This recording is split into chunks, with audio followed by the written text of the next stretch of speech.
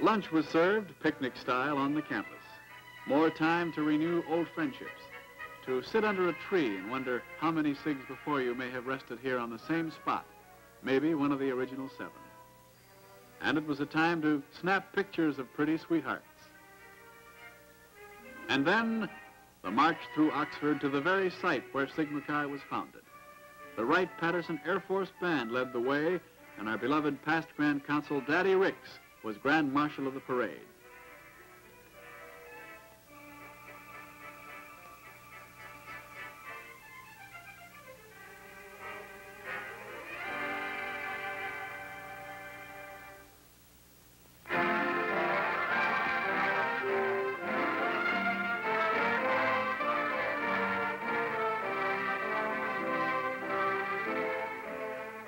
With reverence, we stood beneath these 2 flag-draped windows, windows made famous throughout the fraternity world, and heard words of dedication, words of renewed friendship, justice, and learning.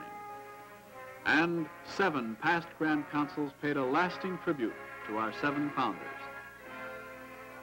Past Grand Consul Sam Bullock paid tribute to founder Benjamin Piatt Runkle, John Neal Campbell to founder Thomas Cowan Bell, Hamilton Douglas to founder William Lewis Lockwood, Daniel Lawrence to founder Isaac M. Jordan, L.G. Balfour to founder Daniel William Cooper,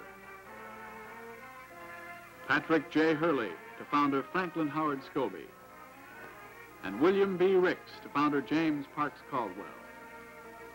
And the tribute ended with a benediction by a famous Sigma Chi clergyman, Bishop Titus Lowe. What were the events that led to this secret meeting behind these windows 100 years ago? 6 men started it all. 6 men in revolt against what was then some unjust leadership in Delta Kappa Epsilon. For the Grand Chapter, Brother Martin Flavin, Pulitzer Prize-winning author and playwright, wrote a special playlet depicting that spine-tingling moment when 2 Deke leaders tried to persuade them to return. They were shown the door, and the Deke plaque was removed from the wall. Another young man joined their cause, and here were the original 7 of Sigma Chi. After the play, Governor Frank Lausche of Ohio extended his very warm greeting to the Grand Chapter. And the Sigma Chi Foundation Scholarship Trophy was presented to Miami University. This great day in Oxford, Ohio, would always be remembered. As we returned to our buses, we could feel only gratitude to this great university that had fostered our beginning. We could pause for a last look at our founders' memorial chapter house, Alpha Chapter, the first chapter in Sigma Chi. Not far from Oxford, we paused for a short memorial service at the grave of founder Franklin Howard Scobie. And then, back to Cincinnati.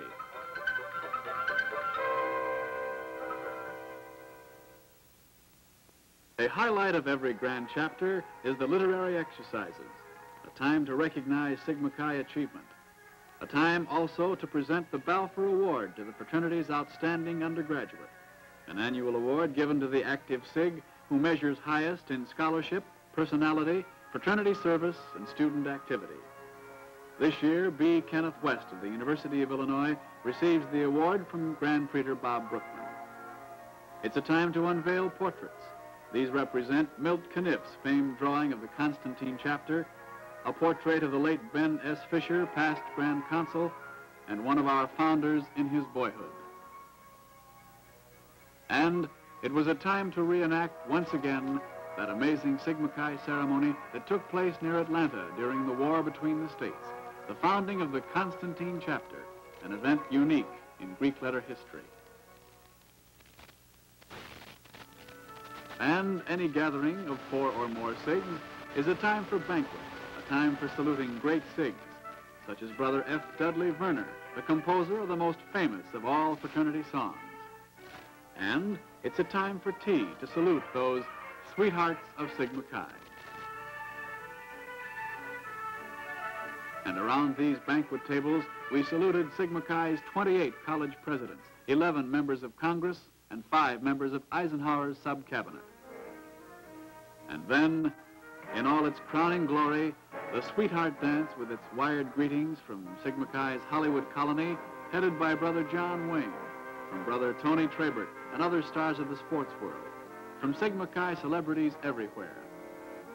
And then, the great moment when the International Sweetheart of Sigma Chi is named. The first of the three final candidates was lovely Allison McElhone of the University of Texas. The second was enchanting Sue Haugen of San Diego State College.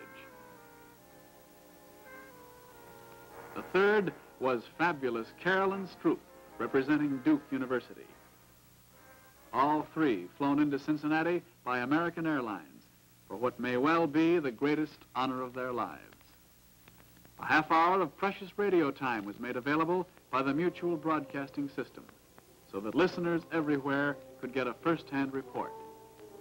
And the winner is announced, Miss Carolyn Stroop, the one we called fabulous, representing Duke University.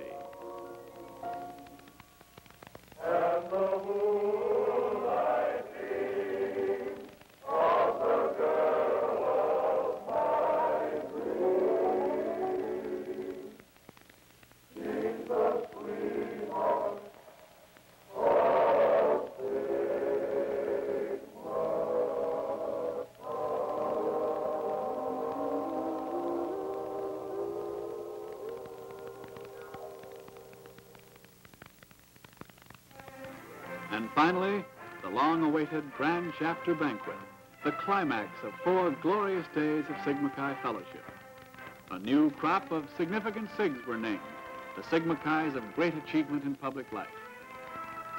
And a special ovation went to Judge Charles S. Baker, the oldest living Sigma Chi, now in his 100th year and celebrating a full century along with our fraternity. He's the oldest living member of any fraternity.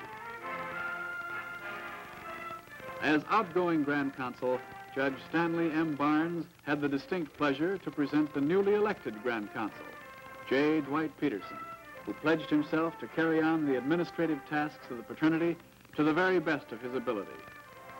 For Brother Peterson to become Grand Consul is the just reward of a lifetime of devotion to the White Cross.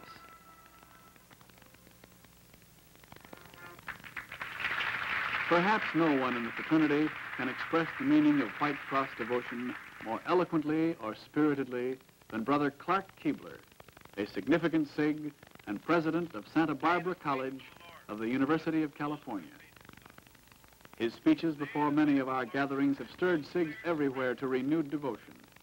And on this great night, he created an unforgettable golden moment with his speech entitled, "With Wings as Eagles." They shall walk and not faint. As we turn into this second century, I hope that you and I and all those who follow us, who are brothers with us in our beloved Sigma Chi, will be able to rise with wings as eagles because they have faith in our cause.